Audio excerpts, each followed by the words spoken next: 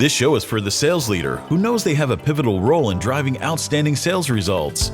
Getting hired or promoted to manage a sales team is a big accomplishment, but you know you have to work hard to become a great sales leader. You are listening to the Divine Comedy of Sales podcast. Here's your host, coach, and advisor to elite sales leaders from around the world, Matt McDarby. Hello and welcome to this episode of the Divine Comedy of Sales podcast. This episode is titled, How Do I Prioritize as a Sales Leader? I'm Matt McDarby, veteran seller, leader, coach, and advisor to elite sales leaders all over the world. Thank you so much for joining and listening to this episode. Welcome to the Divine Comedy of Sales. As I said at the top, this episode is about prioritizing as a sales leader. And to summarize, great sales leaders know which activities will translate into the best payoff for the business. And they invest in those things first. So you might hear that and think, well, what are those things, Matt? Well, here we go. That's what this episode's all about. So the first thing that great sales leaders prioritize is they invest in the people with the highest potential first. Now, you know that I believe words matter, and I want to be really clear when I use the word potential. What I find in my work with sales leaders is that can be a term that's misinterpreted, or how people evaluate or judge potential varies a great deal. So when I say potential, I'm talking about possible as opposed to actual. What are people capable of becoming, right? So it's very sort of forward-looking, which is different than performance. So if I were using performance as the only criterion to guide where I invest my time as a leader, I would have to be looking at current performance, past performance only.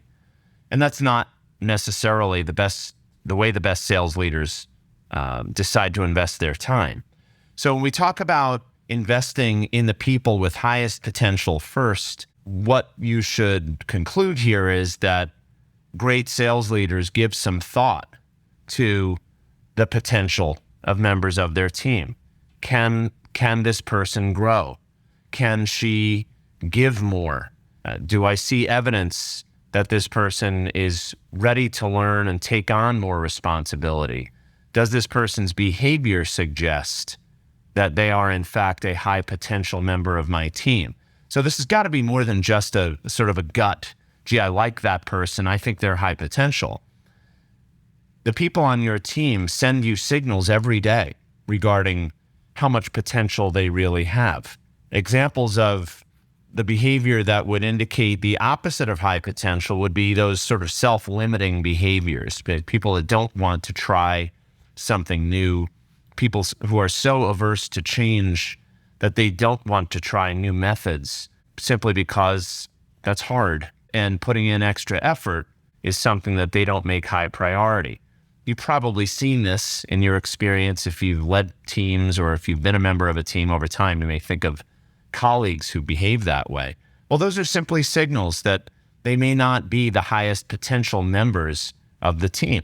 So the best sales leaders that I know how to look for the behavior that indicates high potential, and they invest accordingly. And so that's really the first component of investing in people with highest potential first. Now, the best leaders that I know also periodically assess or reassess their people, right? So they will update their assessment of who has highest potential on their teams, because let's face it, teams change, motivation and behavior changes, and the dynamic of who is my highest potential or who are my highest potential players on a team is going to change over time. So what does that mean to you? If you're looking at your team today and thinking, I used to have a certain sense that this person or this group of people were really high potential players, I've poured all my energy into them, but lo and behold, it seems like something has changed. Maybe there are other people I should be investing in first. Maybe some of the people I've invested in the past have sort of reached their at potential. Those might be signs, if you're feeling that today, that it's time to take another assessment, take another pass at who are your highest potential players on your team so that you can maybe change your investment of time and put it toward those who are of highest potential. That is, after all, how great leaders look at their teams. It's a sort of constant state of assessment so that they know that they are investing in those members of the team who have highest potential now. Now, I mentioned a few moments ago about performance being another criterion that a leader could use to judge whether they would invest first or second into an individual team member's development. And really the point here is that another key element to the way that great sales leaders make decisions about who to invest in is that they focus on high potential players and they don't necessarily let current performance color their view of where they want to invest first. Instead, they use a combination of potential and performance to make that judgment. If you think of it this way, you may have people on your team today who are performing at a high level, but who legitimately are giving every bit of effort that they can, and they're sending signals to you that, hey, I really can't do much more. I'm giving everything that I can. Great people to have on a team, right? They're solid performers, and every team needs them. But what we're trying to assess right now is who should I invest in first if I have only an hour remaining this week, right? Where my inventory of time is very limited. I've got one more hour to invest into the development of members of my team. Am I going to apply that time to people who literally are giving all that they possibly can? They are stretched fully, and they're giving me clear signals that, hey, I can't take more on, and this is hard for me. Please don't push me beyond my level of effort and capability today. It doesn't make a ton of sense to invest that last hour of the week into people like that. Certainly dropping a message on them, letting them know that you're thinking of them, sure, by all means, right? But take that hour and apply it to the people who have the potential to give you some payoff for that time. That's the way that great sales leaders think. So again, they invest in the people who have highest potential first, and that's one key way in which they're different from average leaders. Driving great sales results is hard. Doing it consistently is even harder. There are so many obstacles that can prevent you from becoming the most effective sales leader you can be.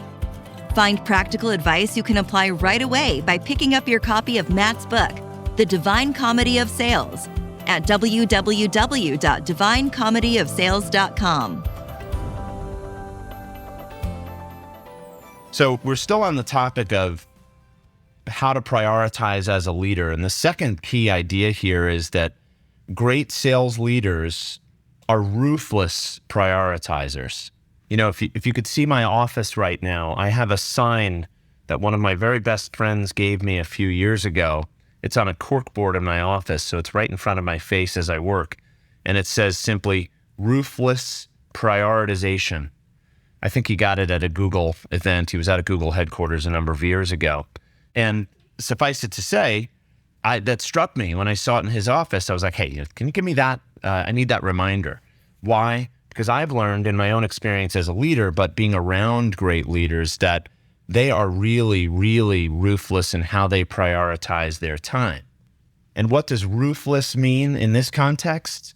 Well, first, it means they say no to low priority matters. And let's face it, as a sales manager or a leader of leaders, we're confronted with low priority issues and matters all the time. Now, the people presenting these issues to us may feel like they are high priority, but it is our responsibility to judge whether these issues, escalation matters, questions, whether they really are high priority for us and for the business or not. Here's a typical example. I'm a frontline sales manager, and a member of my team who's been with the firm, say, 6 months, comes to me with an urgent question. It's a question about a solution that we offer and the process for getting it spec'd and proposed to a client. I know this person has been briefed already and has been through more than one education session on how to approach the process. when I'm approached with this high priority request, the best thing that I can do, not only for my own time, but for the development of that person, is to push back, right? Say, no, I'm not going to answer that for you. Here's the resource, or go take a look at X, right? Where X is the onboarding manual or the resource on the intranet, because I cannot invest time. Although it seems like a high priority matter, this is clearly a situation where the other person simply needs to invest some more time to go back to a resource they already have access to. Does that sound familiar to you? If you're a frontline manager, you may be confronted with this sort of a question or issue all the time. How much of your day can you afford to have eaten up with low priority matters? And I would argue that problems people can solve on their own with a tiny little bit of direction are great examples of low priority issues. As leaders, we have to be fiercely defensive of our time because of all the different requests that we get, right? Not only from our people, but from clients, from peers, from people in other functions, and on and on. Now, it's not enough to simply say, no, go away, right? So the second thing that I find that leaders are doing who are really effective at prioritization, right? They're ruthless about it, is more than just saying no to low priority matters. They will go to some lengths to help their people understand why certain tasks are low or high priority. Why is that important? Because if I'm pushing back and telling you as a member of my team that I cannot make this a priority, I've got to make sure that I'm not crossing over into the zone where it sounds like I'm saying, I don't care, and that's why I won't help you. So if I take the time to explain in the example I've offered, look, Mr. or Mrs. Salesperson who's been here 6 months, I think you can find the answer to this question on your own, and it's really important that you develop the capability to do that. I'm going to remind you, you have access to resource ABC 123. Go pursue the answer, right? So the balance there is I'm really trying to encourage the other person to invest the time that's required to find what they need, to learn the answer so that they don't have to come back to me again for what would be, yet again, another low priority use of my time. And in so doing, I am consciously modeling what good looks like. I want my salespeople to do the same thing. They're confronted with low priority issues, questions, fire drills all the time.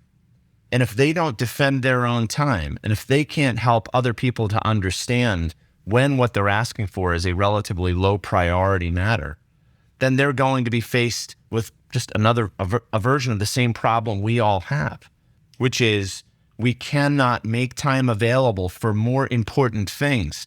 Why? Because we're allowing low priority issues to get in the way. So that's a way that great sales leaders not only defend their own time, but they consciously model what good looks like for the people on their teams. Now, if you as a leader are doing an effective job of prioritizing high priority matters, which is what I've just been talking about, and you know intuitively that developing your people is a high priority matter, and you're investing first into the people who have highest potential, then another important idea that you can incorporate that I've observed from great sales leaders is that you need to discern which development opportunities are most important and impactful for the team and for the business. That's what great sales leaders do. So if you've done an effective job of pushing off low priority issues and escalations, and you know that you have to invest first, not only, but first in your highest potential players, then the questions you can ask to determine, well, which are those development opportunities that are most important, that will give us the most payoff, are the following. First one is something you probably heard from me before. What do we need to achieve? Right? What's the business outcome that we want? Second, in order to achieve that outcome, where must we improve? Is there an area of sales execution or process, perhaps, where we really have to improve in order to put ourselves in position to achieve our desired outcome? So if I know where we must improve, then the next question is, like, when and how can I make an impact, both in the short term, right, making an impact on results, in the short term? And when can I make an impact on maybe longer term considerations like people's development, which happens over time? So it's really those three questions. In order to discern which development opportunities are most important for you and for your team and your business, it's those three questions. What do we need to achieve? Where do we need to improve to achieve that outcome or set of outcomes? And then when and how can I make an impact, both in the short term and in the long term? So those are a few ways in which great sales leaders not only identify, but actually pursue the activities that will translate into the best payoff. So first, they invest in the people with highest potential first.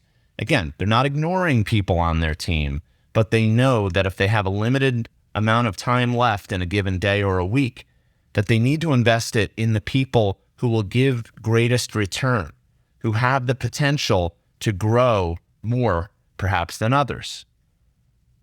Also, I've said they are ruthless at prioritization.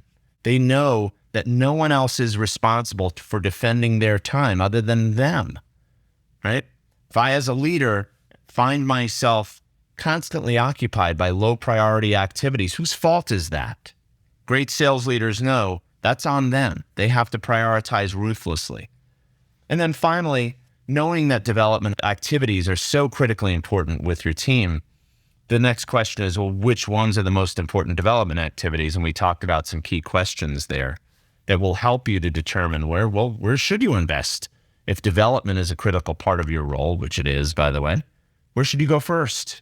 So those are my best few ideas regarding how to prioritize as a leader. I know it's hard, right? So all of these, I can tell you I've applied myself. Some I've learned through trial and error. Other ideas and lessons I've learned by watching the best at work and modeling after their behavior. So I hope you found today's episode really super helpful.